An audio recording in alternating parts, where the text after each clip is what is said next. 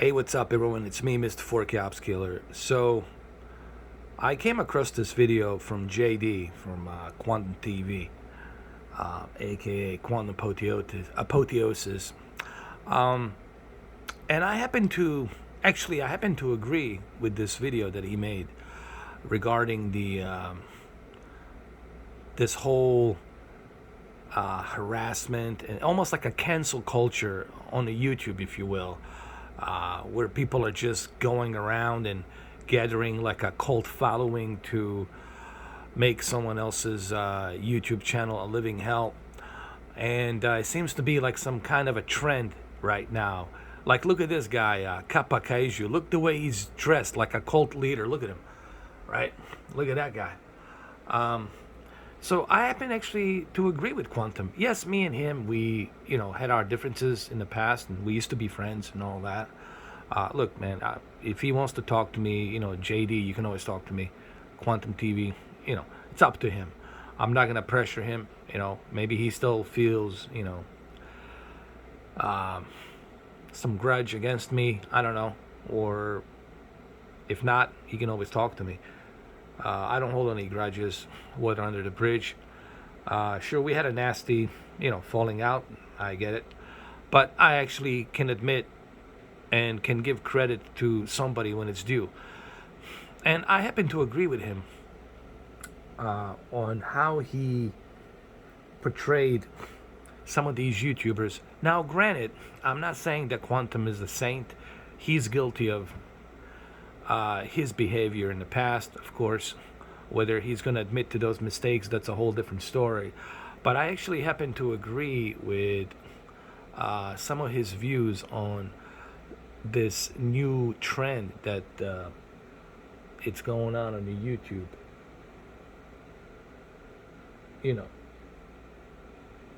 And what I mean by that is like a certain trend of a YouTubers who are just simply harassing other YouTubers for no apparent reason other than just them trying to cancel them in whatever agenda that they have, for whatever reason. Maybe they just simply don't like somebody, and they don't like the way he looks, the way somebody talks on the YouTube or whatever. So I happen to agree with Quantum on this. It really has become like some kind of like a new trend where you have people now doing this thing. Look at this guy. He's got over close to a quarter of a million, 339,000 subscribers, right? And so what does this guy do? All he does, it's this dude right here, Kappa Kaiju. All he does is just, talk smack about other people, looking for drama, basically anything that would get him the clicks and views. Now, granted, you could say the same thing about the Quantum. Sure, he has done that in the past. But I think Quantum is starting to change his stance on some of the stuff. Because I think even Quantum is realizing that it's really getting out of hand. It's getting to the point where, like, where do you draw the line? Is what I'm trying to say. Like Lex Friedman says. And it's true. I mean, where do you draw the line? You know what I mean? And that's the question here when it comes to YouTube. It has become very what's the word I'm trying to use? Toxic. Almost like a fallout. Like the YouTube has turned into a fallout. Like it's very toxic, and I think that YouTube has a responsibility to look at its platform and just how out of control and toxic this platform has become. Whether it's video games or televisions or any subject for that matter, you're going to be scrutinized, you're going to be put on a pedestal. And this is something that I think Google should definitely look into. You know, you have to draw a line. You have to have a certain line where people need to understand that toxic behavior and this kind of like harassment and going after another YouTuber for whatever reason, uh, it shouldn't be tolerated. You know, it shouldn't be like this new standard.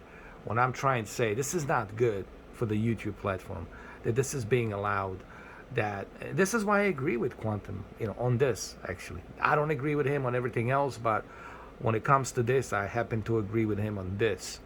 That is definitely getting ridiculous. It's getting out of hand. This shouldn't be a new normal. Now, do I agree with the Quantum's, picture settings and the way he does? No, but I respect. Those are his preferences. Those are his views. That's what he does, and I respect that. And I do the same thing. I would hope that he would respect my, picture settings and my,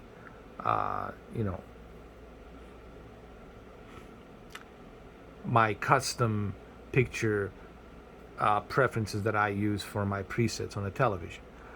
So anyway, I just felt like maybe I should kind of like put my 5 cents into this because I've been thinking about this quite a lot, and it's really getting out of hand. And Review Tech USA is guilty of this as well. He's exploiting other YouTubers like he did in the past with the 1316 killer, and he never really acknowledged or condemned all those of his followers who went after 1316 killer, and they doxed him, and they canceled him, and they harassed him, even though they knew he has epilepsy and all that, but they still went after him. And Review Tech USA never condemned that. You look at Review Tech USA, he lives off of drama, he lives off of exploiting other people, but when somebody exploits him, he doesn't like it. That's called hypocrisy. All right? You should know that, Review Tech USA. I'm just simply saying that the YouTube has to draw a line somewhere here. I think it's going to get to the point where this is going to get so damn ugly. And I hate to see something tragic happen, but the funny thing is, always a tragedy has to happen in order for something to be fixed. And I think YouTube has a responsibility to draw the line here where they can say, hey, let's avoid, God forbid, something tragic happening. Let's make this a safe place, and let's put a set of rules. 10 rules you cannot break. If you do break them, you're out. You never set foot on this platform. There has to be a strict rule set on this platform because it's getting out of hand. It's really getting out of hand. And that's my whole stance on this whole thing. So anyway, what do you guys think? Let me know down in the comment section.